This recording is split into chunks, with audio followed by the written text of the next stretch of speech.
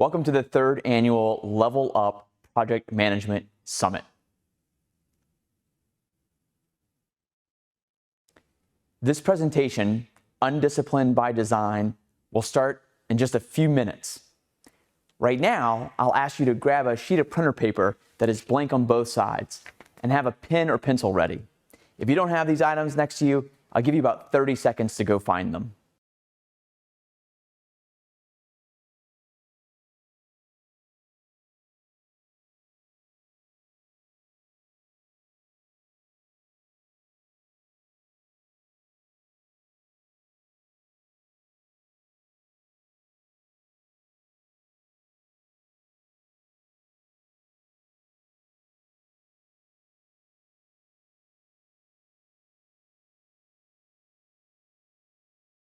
Okay, now you've gathered your materials. Please take the paper and use only one side to answer a quick question. When you've written your answers, keep the paper close by. Later in the presentation, I'll give you instructions for the back side and explain how this will become your ticket to additional resources to help you level up your performance as a project manager, a strategic thinker, and a leader. So here's your question. And listen carefully. I'll only ask it once, and you'll only have 1 minute to answer. What is half of 8?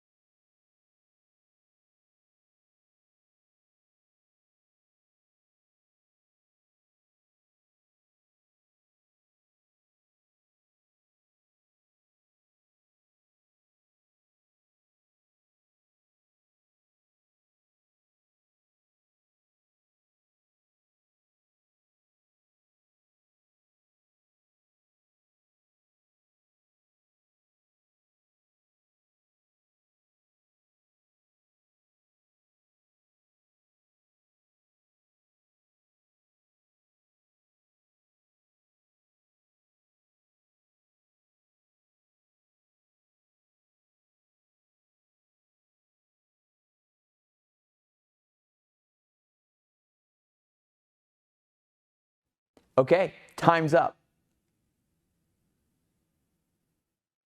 Again, from wherever you are watching this, welcome.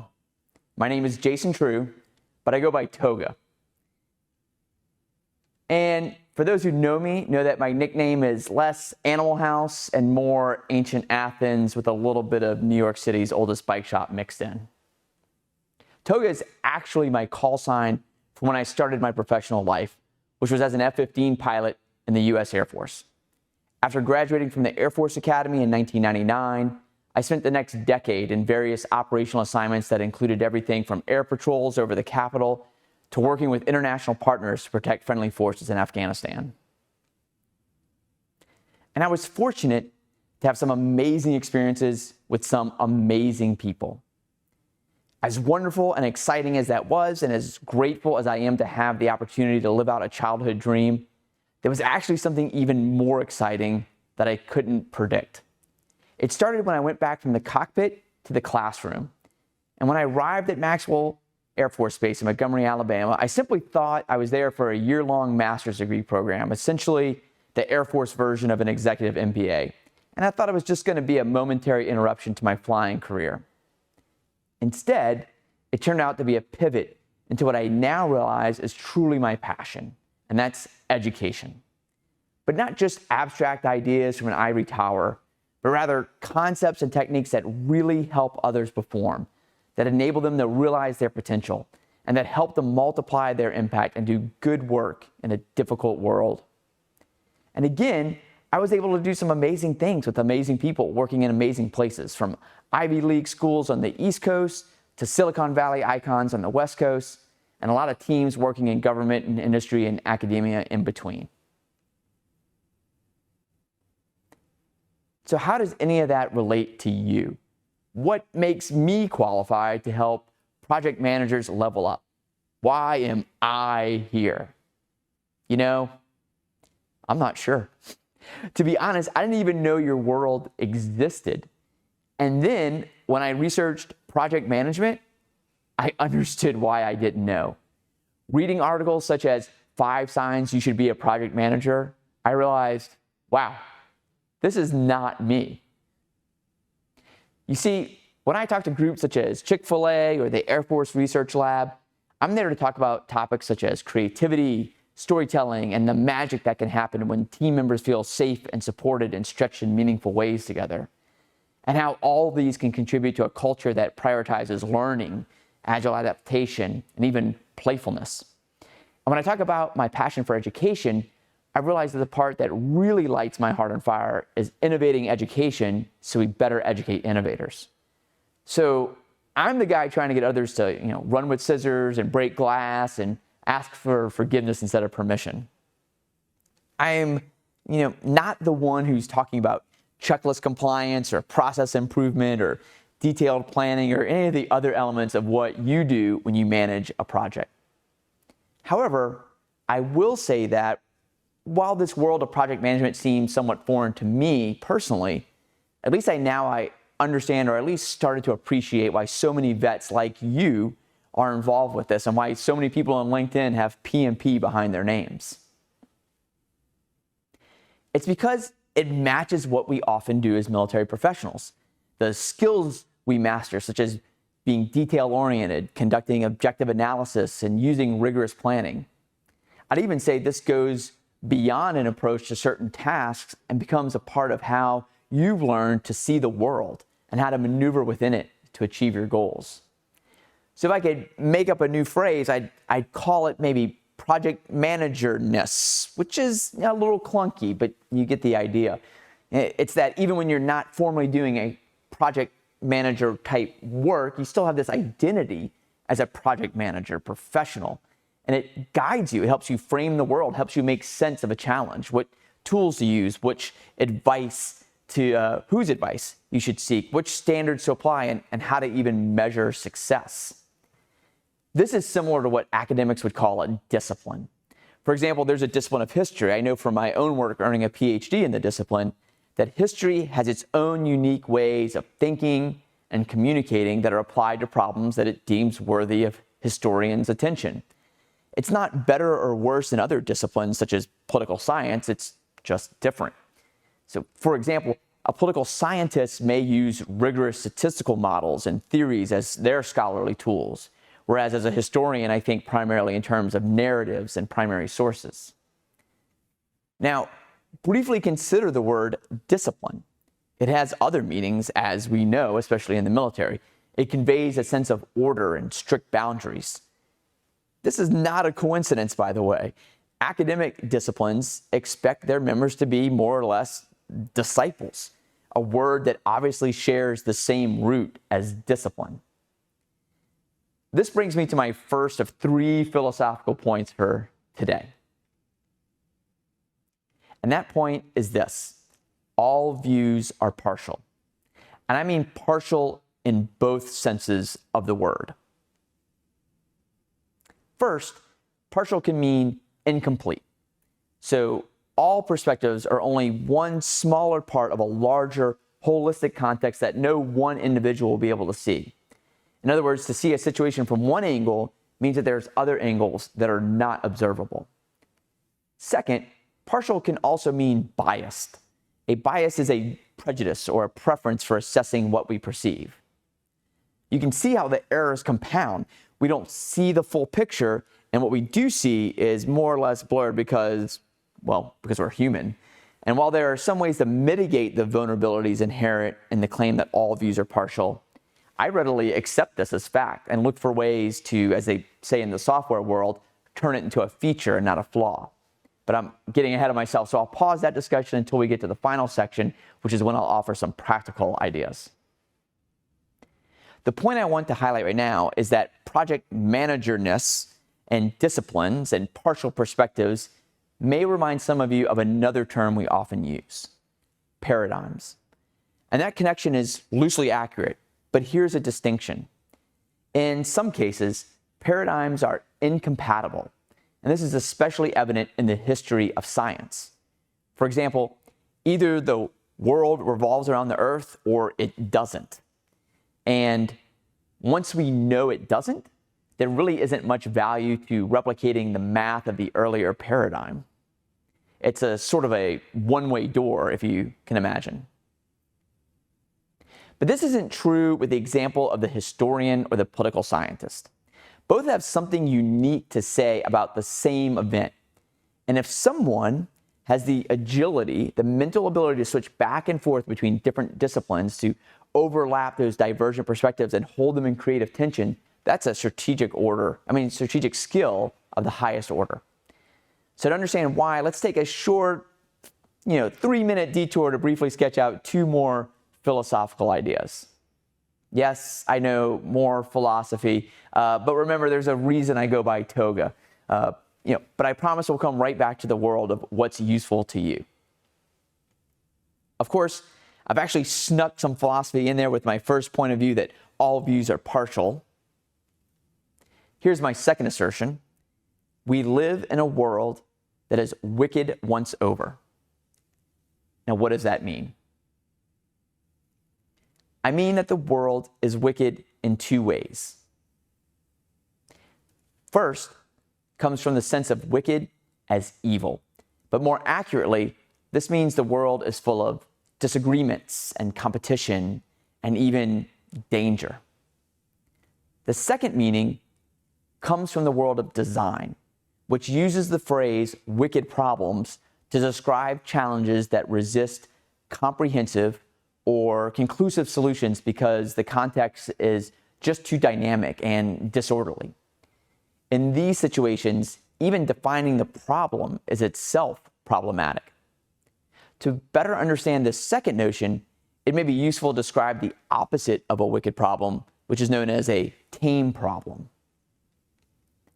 If a wicked problem is an unsolvable mystery, a tame problem is a puzzle that is clearly defined and can be solved using linear logic and reverse engineering.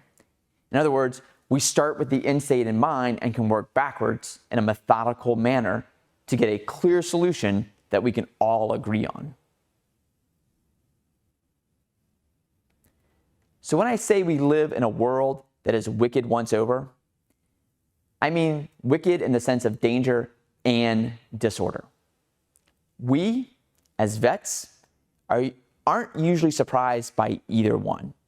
First, our intimate involvement with security issues means that we naturally understand the idea of danger and competition. Second, while vets may not be familiar with the specific phrase wicked problems, though many are, we are surely acquainted with what is perhaps the most complex competition in the human experience: war.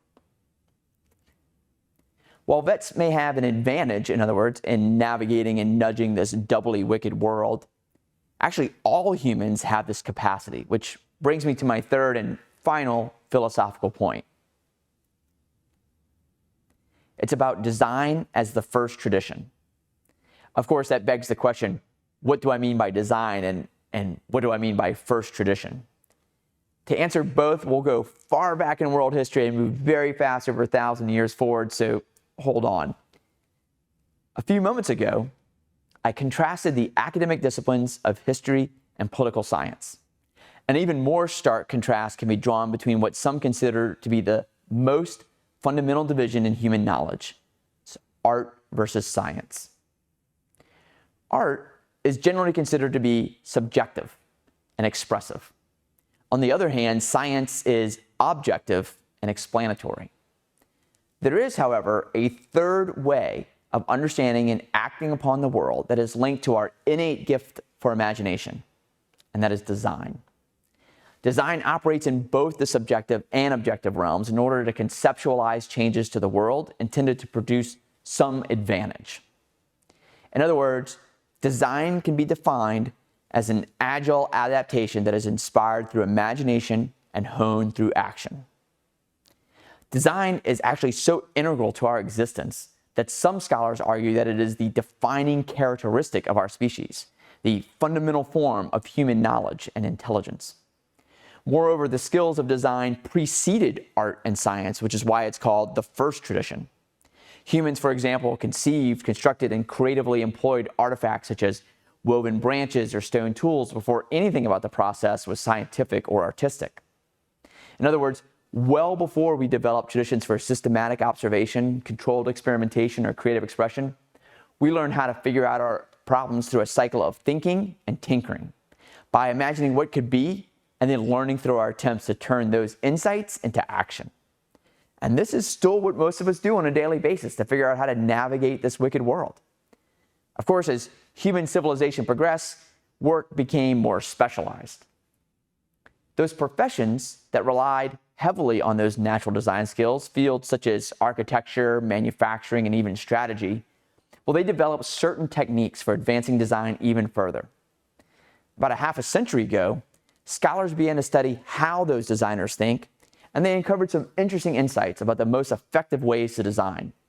That is, the most effective ways to interweave creative thinking, experimental action, and real-world tinkering to realize some sort of advantage in a competitive and complex world. This research into how designers think created a body of scholarship called, appropriately so, design thinking. Now, this is a phrase you may have already heard, but let me offer a useful distinction. There's a large field of scholarship that I call lowercase design thinking. At some point, people realized that the mindset and methods of professional designers could be useful for all sorts of activities. Again, this is something we have a natural aptitude for because it's how we learn to adapt to a wicked world. Some organizations, most famously Stanford's design school, or the D School, crafted what I would call uppercase design thinking, which is a subset of the larger field of lowercase design thinking. I capitalize it because it is a discrete, recognizable brand with specific techniques to help non-designers approach the world through more designerly ways of knowing. So if you've ever heard phrases such as a bias to action, creative confidence, flair then focus, empathy interviews, psychological safety, or even human-centered design, then you've heard some of the concepts that have been popularized by the D School and the nearby Silicon Valley design agency, IDEO. Okay, I hope that quick journey through some philosophy was useful to set the final portion of this presentation up for you. And that's 2.5 practical ideas to help you improve. Now, let me add an important point before we go forward. Yes, design is its own discipline, really a range of disciplines that share a family resemblance. And no, I'm not here to turn you into a designer per se. I can't even claim that I'm a designer in the formal sense. I'm a leader, an educator, a coach, an athlete, and a strategist.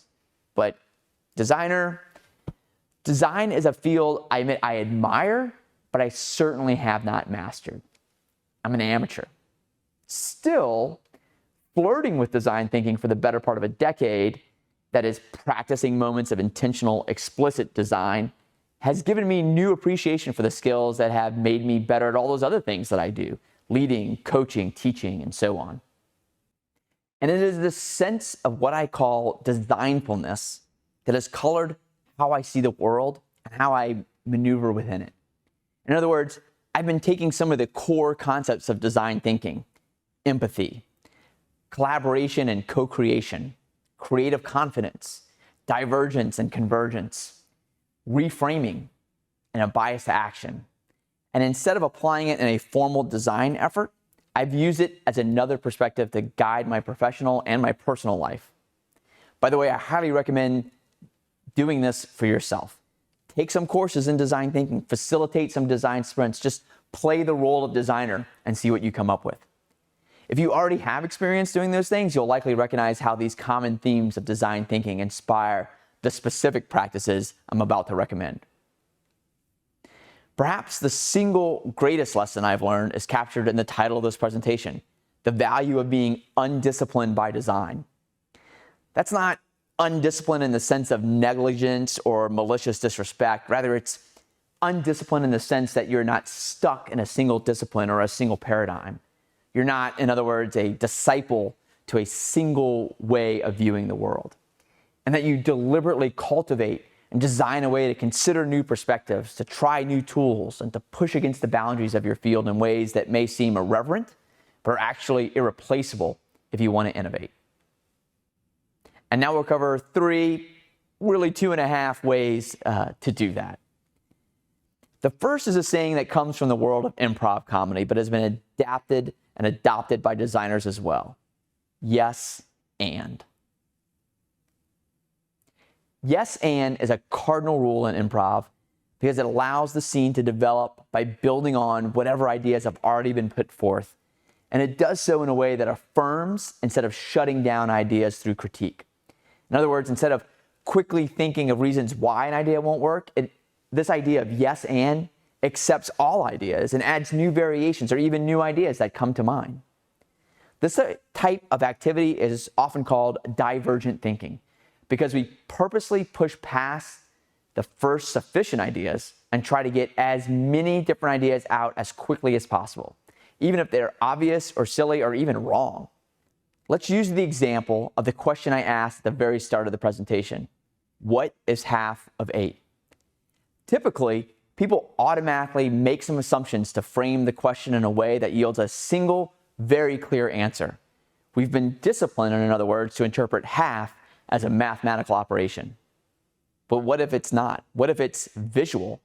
Can you see how the answer could easily be 0 or 3? And that assumes you've written it as an Arabic numeral instead of a Roman numeral, or even the letters E, I, G, H, T. And all of that assumes we're talking about 8 as a number and not the past tense of a verb, to eat. What's also intriguing about this exercise is how quickly the idea of reframing catches on. When I pose this question to people in workshops, they generally write down a single answer, the number 4, but I gently nudge them by asking, yes, and what else? And then after a moment of mild surprise, 1 or 2 people will come up with a few alternative answers, and then within minutes, the group produces exponentially more ideas. And the ideas don't even need to be right. Technically, I didn't ask you for correct answers. That's something we're just disciplined to strive for. In fact, sometimes the radical and the ridiculous inspire realistic ideas that we may not have otherwise seen from our partial view of the situation. Of course, there's a time when we need to converge and down select to arrive at the most promising ideas. But when we look at the situation from multiple perspectives, when we don't just accept the first viable option, even if it's the one our discipline has biased us towards, we are much more likely to arrive at better solutions. So have the courage to say the silly thing, to marinate in the ambiguity of the not yet decided, and to start off with a yes and approach to the questions you are faced in your projects. As a side note, my favorite way to practice this is in traffic. You know those moments when you levy that intense and immediate judgment because you just can't imagine why anyone would do what that person just did? Well, you're not doing anything other than trying to control your own rage, so why not try to imagine what they may have been trying to do? And as you come up with more and more answers, the ideas tend to get stranger and more entertaining, and so you've not only practiced divergent thinking, you've also relieved some stress as well. Okay, now on to the second point. It is not just about the thing. If the first suggestion to have a yes and approach is about reframing any specific moment, this is a broader idea, and it's more at the level of perhaps the entire project. This is an insight from when I was a squadron commander at Squadron Officer School, which is the primary leadership education for all Air Force and Space Force captains. And while I was there, I realized that this idea is best explained with a story. The setting is a YMCA youth soccer game. It's the playoff game, the championship game, and somehow I'm the coach. With a tied score at the end of the regular time and then again at the end of the overtime, we start a shootout. Well, the score stays the same, stays tied through a series of shots, and then it's my son's turn to go. Now, he's a much better soccer player now than when this happened, and I was really nervous for him, I'll have to admit. You know, if he misses this, the game is lost, the season's over, and that's a lot of pressure for a kid without a lot of confidence. So he kicks the ball, and man, it looks so nice, and it goes right over the top bar. And he is crushed. He collapses on the field. I can tell he's hiding his face so no one can see his tears. And for about 27 seconds, my heart just breaks for him. And then I realize this is actually an amazing opportunity for him to experience something you really can't manufacture artificially. He has poured himself into an effort to achieve a tactical victory, and having failed, he's now faced with an opportunity for a strategic lesson, to abstract himself from the moment and see it in the bigger picture, to reframe this as an education and things that matter well beyond his ability to kick a soccer ball. Things such as how to handle a high-pressure moment, how to deal with disappointment, even how to accept support from your team when you feel as if you and you alone have failed them. Here's the catch, however. He can't just simply treat it as a means to another end, or as something that he could let go of lightly. He had to first care deeply about the endeavor and then try his hardest while in pursuit of a specific thing. He had to be focused on this project in a way that could easily distract him from the bigger lesson that's waiting for him to discover. And it's a lesson that usually you have to get through your own reflection. In other words, the disciplines that we are in, they typically give you a checklist for getting the thing done. Well, there's a well-developed path, right, for completing that task. And it's got a series of milestones, and you can check your progress. On the other hand, it sort of falls on you to see the project in larger terms, in terms that go beyond the checklist, such as an opportunity for you and your team to learn lessons that are more fundamental than tactical details, strategic skills that you could apply really across your entire life. Now think about this in terms of your work managing a project. Without a doubt, as a professional, you're honing your craft and trying to perfect the technical aspects of your job so that you can consistently perform to a high level. But do you go beyond? Do you see the project in a broader perspective? Perhaps one that's about developing your team to handle future challenges, to work through failure, to turn diversity and friction into traction and momentum. When you do, I think you'll not only enhance your ability to do the tactical work of managing that project, you'll be doing the fundamental work that everyone truly craves, and that's learning how to realize one's potential for living well. This brings us to the third point. Earlier, I jokingly called this half a point because there's really so much more that we could discuss on this concept that I'm not covering, and partly it's because this is more in your professional realm than mine. You'll see why in a moment. Again, it's rooted in the idea of being undisciplined, and it's perhaps the most radically irreverent suggestion I have for you. And oddly enough, it has to do with two animals, the fox and the hedgehog. There's a line from an ancient Greek poem. It's actually the only remaining line that is known of this poem. And it simply states that the fox knows many things and the hedgehog knows one big thing. This has come to represent two different ways of being and thinking. And it's described in this famous line from the writer Isaiah Berlin. He says that this distinction between the fox and the hedgehog marks one of the deepest differences which divide human beings in general. There exists a great chasm between those on one side who relate everything to a single central vision, one system, a single, universal, organizing principle in terms of which alone all that they are and say has significance. And on the other side, those who pursue many ends, often unrelated and even contradictory. These lead lives, perform acts, and entertain ideas that are centrifugal rather than centripetal. Their thought is scattered or diffused, moving on many levels, seizing upon the essence of a vast variety of experiences. The first kind of intellectual and artistic personality belongs to the hedgehogs, the second to the foxes. So, let me ask you, are you a hedgehog or a fox? In other words, have you formed an identity around a single discipline? Have you let your project management-ness bias your partial view of your entire world experience? Now, please note that this is not a critique of project management or any other single discipline. The genius of the fox is the ability to deliberately indulge in a single paradigm when it is the proper time to do so.